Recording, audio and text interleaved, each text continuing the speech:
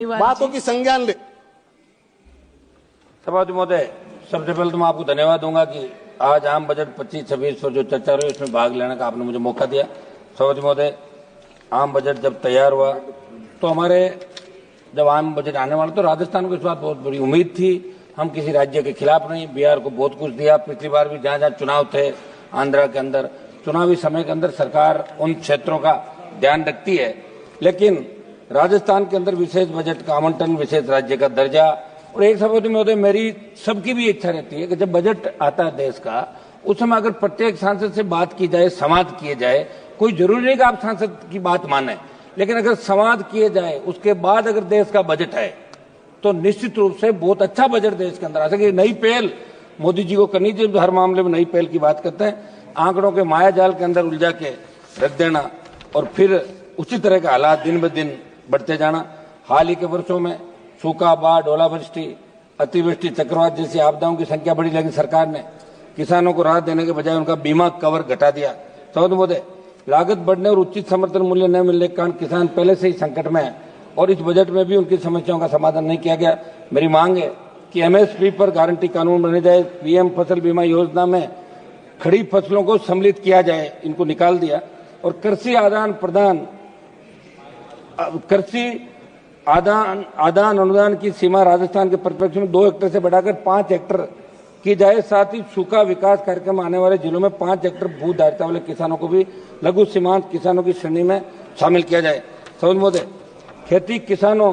किसानी मैं ग्रामीण परिवेश से आता हूँ, किसान का बेटा हूँ और निश्चित रूप से बड़े किसान आंदोलन भी किए।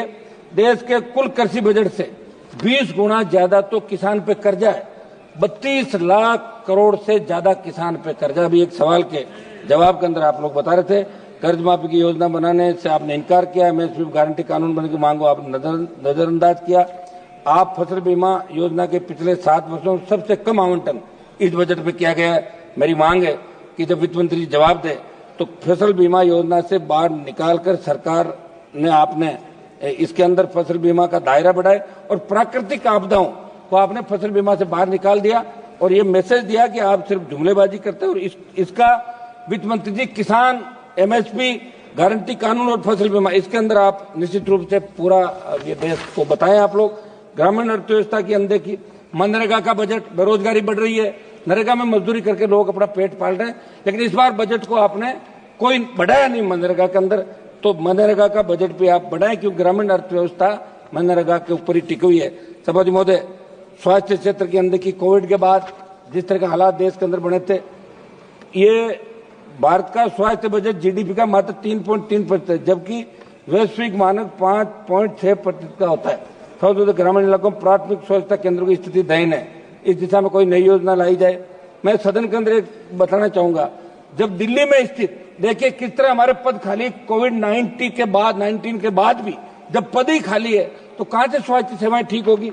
दिल्ली का ही मैं बता दूं, दिल्ली में स्थित सफदरजंग अस्पताल में 172, लेडी हार्डिंग में 89, आरएमएल में 100 चिकित्सकों का पद रिक्त है।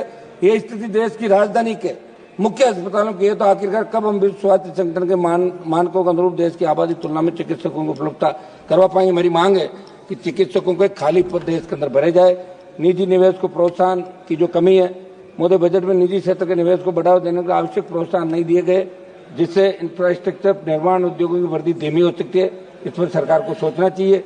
एफडीआई को लेकर बड़े बड़े भाषण सरकार के मंत्री देते हैं, लेकिन मैं बताना चाहता हूँ भारत की एफडीआई वृद्धि दर पहले ही धीमी पड़ रही है और ये बजट इससे बढ़ावा देने में सफल रहा है। सभापति महोदय, मध्यम वर्ग के लिए आपने घोषणा करी 12 लाख की सीमा को बढ़ाकर कम से कम जो आपने ऊपरी आय वर्ग को ज्यादा फायदा पहुंचाने वाला ये बजट, आयकर में कुछ राहत जरूर दी गई, लेकिन 12 लाख की सीमा को बढ़ाकर कम से कम 15 लाख आप लोग करें। महंगाई की वजह से आम आदमी की वास्तविक आय पहले से प्रभावित हो रही है। आप पेट्रोल डीजल की कीमतें घटाएं। होम लोन, शिक्षा लोन, स्वास्थ्य खर्चों पर टैक्स कटौती बढ़ाने की जरूरत थी, लेकिन सरकार ने इस पर ध्यान नहीं दिया। सभापति महोदय, राजकोषीय घाटे का बढ़ता बोझ जो इस बजट के अंदर आपने बताया, सरकार ने राजकोषीय घाटे का लक्ष्य 4.4% जीडीपी रखा है, जो वैश्विक मानकों के अनुसार अधिक है।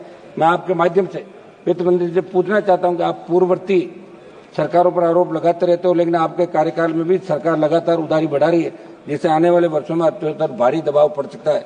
सभापति महोदय, बीमा क्षेत्र में विदेशी निवेश की बढ़ती सीमा, मैं सदन के माध्यम से सरकार को बताना चाहता हूं, बीमा क्षेत्र में एफडीआई सीमा को 74% बढ़ाकर 100% करने का प्रस्ताव घरेलू बीमा कंपनियों के लिए खतरा बन सकता है।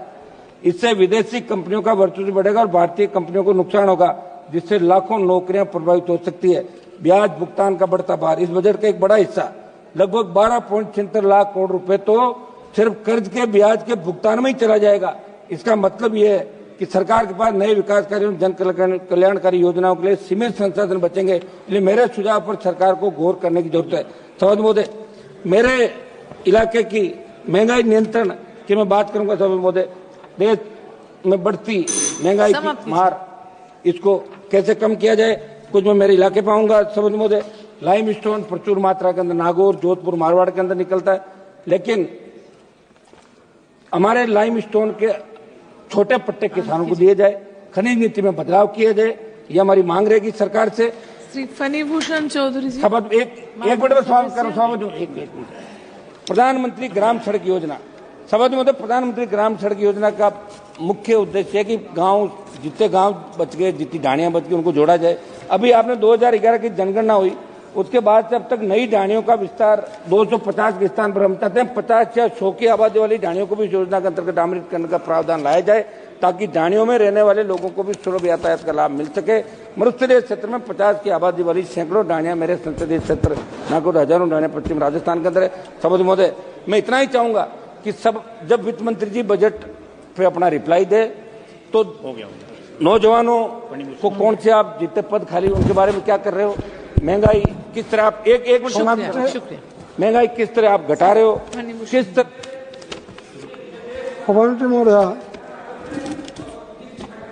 महोदय